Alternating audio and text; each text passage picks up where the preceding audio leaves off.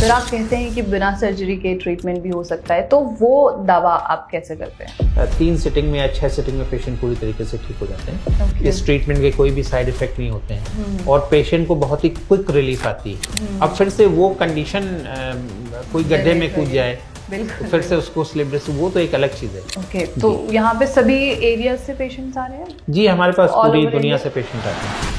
स्वागत है आप सभी का नेशनल खबर में। और ये मुझे बहुत ज्यादा आशा है कि आप जो लोग भी अभी अपने मोबाइल स्क्रीन पर या फिर टीवी के स्क्रीन पर बैठकर हम लोगों को देख रहे हैं, हमारी बातें सुन रहे हैं, वो लोग हैं जो तकरीबन 10 से 15 घंटों तक एक ही जगह पर बैठकर लगातार काम करते हैं और इसकी वजह से कमर में दर्द होने जैसी समस्या लाजमी है। और जब आप डॉक्टर के पास जाएंगे तो डॉक्टर से एक प्रॉब्लम जो आपको सुनने को मिलेगी वो है स्लिप डिस्क। समस्या बढ़ रही है, मरीज बढ़ रहे हैं, क्योंकि हमारी लाइफस्टाइल उस तरीके से हो चुकी है। 10 से 12 घंटे हमें एक जगह पर बैठना है, काम करना है। और सर्जरी के अलावा क्या विकल्प हो सकता है, उसी पर आज की ये खास पेशकश आपके लिए है।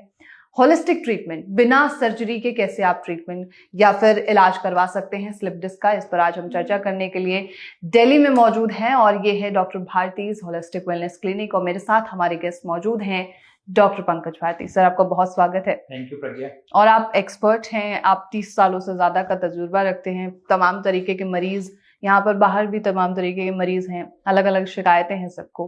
कुछ ऐसे मरीज होंगे जिन्हें स्लिप डिस्क की शिकायत होगी। आपके पास जब कोई मरीज आता है तो सबसे पहला सवाल उसके मन में क्या होगा?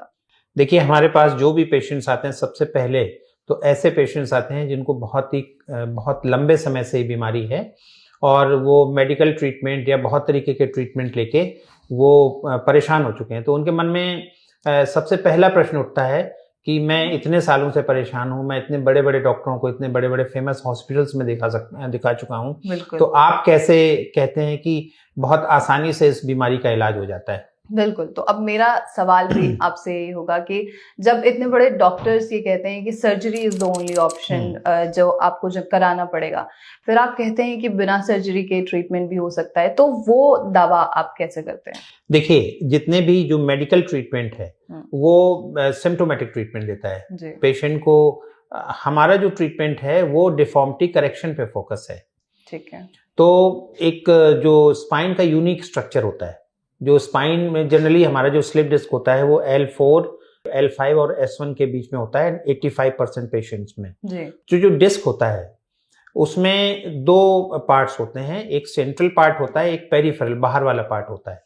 जो सेंट्रल पार्ट होता है उसको हम न्यूक्लियस पल्पोसस बोलते हैं, ये 84% होता है और ये जेली लाइक होता है। तो ये जो जेली लाइक है, जो सब्सटेंस है, अनड्यू प्रेशर पड़ने से या जो हमारा पेरिफेरल पार्ट के कुछ फाइबर्स टूट जाने से या जर्क लगने से या बहुत लंबे समय तक बैठे रहने से ये जो जेली लाइक पार्ट होता है ये बाहर निकलता है और वहां से जो नर्व रूट पास हो रहा होता है उस पर वो प्रेशर डालता है। तो पेशेंट को कमर दर्द के साथ साथ एक रेडिएटिंग पेन या कभी कभी नम्बनेस या टिंगलिंग भी पेशेंट को महसूस होता है। ठीक है। yes. तो इसके सिम्टम्स क्या हो सकते हैं? ये जैसे मैंने बताया कि लो बैक पेन हो सकता है। पेशेंट को पैरों में, एक पैर में या दोनों पैरों में रेडिएटिंग पेन मिल सकता है, साथ में नम्बनेस या टिंगलिंग मिल सकती है और पेन बहुत ही एक्सक्रूशिएटिंग होता है। कई बार पेशेंट को इनटॉलरेबल पेन होता है जिसको सिंपल पेन किलर से भी आराम नहीं मिलता है। ओके जी। तो जैसे कोई पेशेंट आपके पास आता है तो आप किस तरीके से ट्रीटमेंट करते हैं? देखिए, जो लो बैक है वो उसका जो सपोर्ट होता है मसल्स के द्वारा होता है। उसमें 3 लेयर की मसल्स होती हैं। तो जब ये स्लिप डिस्क जैसी प्रॉब्लम आ जाती है तो उसमें हमारे जो कमर है उसमें मसल स्पैज्म भी हो जाता है। सबसे पहले हम जो कमर की मसल्स हैं उनके स्पैज्म को रिलीज करते हैं। जैसे ही स्पैज्म को रिलीज करते हैं तो हमारे लंबर कर्वेचर नॉर्मल हो जाता है। इसके बाद जो कंप्रेस डिस्क है उसको हम डीकंप्रेस कर देते हैं। जैसे ही डीकंप्रेस करते हैं तो एक नेगेटिव प्रेशर जनरेट होता है, जो एडजेसेंट जो टिश्यूज हैं वहां से फ्लूइड गश की तरह जो हमारी डिजेनरेटेड डिस्क है वहां पे दौड़ता है और नेगेटिव प्रेशर के कारण वो जो बल्ज्ड आउट पार्ट है वो धीरे धीरे वापस अपनी जगह पे आने लगता है और जो नर्व रूट पे प्रेशर पड़ रहा होता है वो प्रेशर बहुत आसानी से छूट जाता है। ओके, तो जो आपने ट्रीटमेंट का आपका प्रोसेस है पूरे में, तो ये कितना समय लेता होगा? देखिए क्लिनिक में तो आधे घंटे से लेकर 40 मिनट तक का ट्रीटमेंट होता है और ये स्लिप डिस्क के अलग अलग ग्रेड्स होते हैं, ग्रेड 1 2 3 4। तो अगर पेशेंट को अर्ली ग्रेड है, बहुत जल्दी हमारे पास आ जाता है, तो 3 सिटिंग में या 6 सिटिंग में पेशेंट पूरी तरीके से ठीक हो जाते हैं। और जो जहाँ पे क्रोनिक स्टेज है, जहाँ पे ग्रेड 3 है या ग्रेड 4 है, तो वहाँ पे पेशेंट को हम लोग जनरली 10 दिन या 15 दिन के लिए ट्रीटमेंट के लिए बुलाते हैं और उसको वहाँ पे ट्रीटमेंट देते हैं। उसके बाद उसकी हम ट्रेनिंग भी कर देते हैं ताकि घर पे जाने के बाद पेशेंट उस ट्रीटमेंट को फॉलो करता रहे।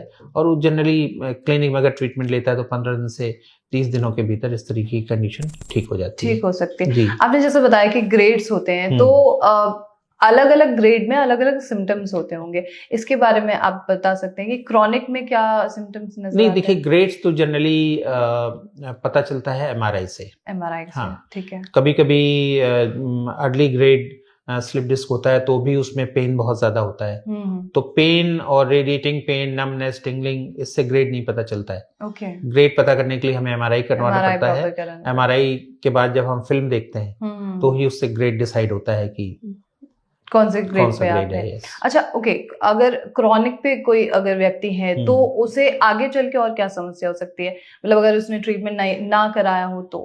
देखिए एक सबसे बड़ी समस्या है कि उसको पेन से एक्सट्रीम पेन होता है। पेन एक अपने आप में बहुत बड़ा डिस्कम्फर्ट है। जब आपको पेन होता है तो 24 घंटे आपका ध्यान उसी पेन पे लगा रहता है। इसके बाद अगर लंबे समय तक उसको ट्रीटमेंट नहीं मिलता है तो उसको नमनेस, टिंगलिंग जैसी समस्या होती है, या उसकी पैर की जो मसल्स हैं वो वीक होने लगती हैं। ठीक है। और क्रॉनिक पेन अपने आप में एक डिप्रेसिव होता है। पेशेंट को जब रिलीफ नहीं मिलता है तो उसकी जो वो बहुत ही डिप्रेसिव स्टेट में चला जाता है। बिल्कुल बिल्कुल। तो जैसे आजकल इक्विपमेंट्स के बारे में हम देख रहे हैं, लगातार इक्विपमेंट्स जो हैं वो आते जा रहे हैं दूसरे फील्ड्स में, तो होलिस्टिक ट्रीटमेंट के दौरान क्या आप भी किसी भी तरीके का इक्विपमेंट यूज कर रहे हैं या टूल्स यूज? नहीं, हम लोग बहुत ही साधारण योग इक्विपमेंट्स यूज करते हैं। योग मतलब नेचुरल ट्रीटमेंट है। इसमें योगा में कुछ टूल्स हमारे यूज होते हैं, उनको हम डिफॉर्मिटी करेक्शन में यूज करते हैं। बहुत आसान है। सबसे बड़ी चीज है कि पेशेंट को ट्रीटमेंट के दौरान किसी भी तरीके का डिस्कम्फर्ट या पेन नहीं होता है। इस ट्रीटमेंट के कोई भी साइड इफेक्ट नहीं होते हैं और पेशेंट को बहुत ही क्विक रिलीफ आती है। पेशेंट को ठीक होने के बाद परमानेंट रिजल्ट्स होते हैं। ऐसा नहीं होता है कि ट्रीटमेंट लेने के बाद पेशेंट ठीक हो जाता है और उसके बाद फिर से वो कंडीशन कोई गड्ढे में कूद जाए, फिर से उसको स्लिप डिस्क, वो तो एक अलग चीज है। अदरवाइज ऐसा नहीं होता है कि ट्रीटमेंट ठीक होने के बाद फिर उसको वापस से स्लिप डिस्क हो सकता है। ओके, तो जैसे आपसे ट्रीटमेंट कोई व्यक्ति लेता है, होलिस्टिक ट्रीटमेंट अगर कराता है, तो उसके बाद उसे क्या प्रिवेंशंस लेने बहुत जरूरी हैं?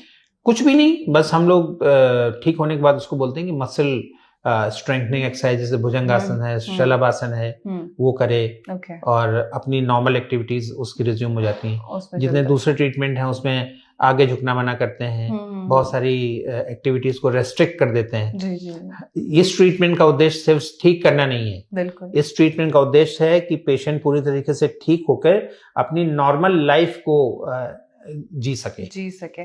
तो जैसे आपने बताया कि आप यहाँ पर योग से भी करवाते हैं, नेचुरली भी प्रोसेस सारी चीजें, तो इज इट पॉसिबल कि कोई पेशेंट जो है वो अपने घर पे ही इन प्रोसेस को लगातार कर सकता है या ट्रीटमेंट ले सकता है? नहीं, देखिए ये करेक्टिव ट्रीटमेंट है।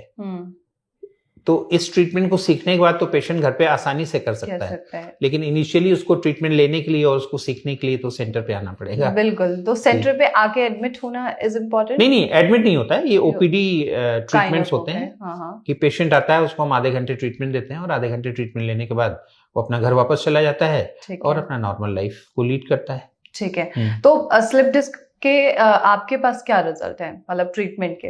देखिए हमारे पास वही सारे पेशेंट्स आते हैं जो हर जगह से फ्रस्ट्रेटेड होते हैं, जिनको कहीं भी रिलीफ नहीं मिलती, और एक आखिरी आशा की किरण लेके हमारे पास आते हैं। और एक हमारा, मैं कहूंगा ये गॉड गिफ्ट है।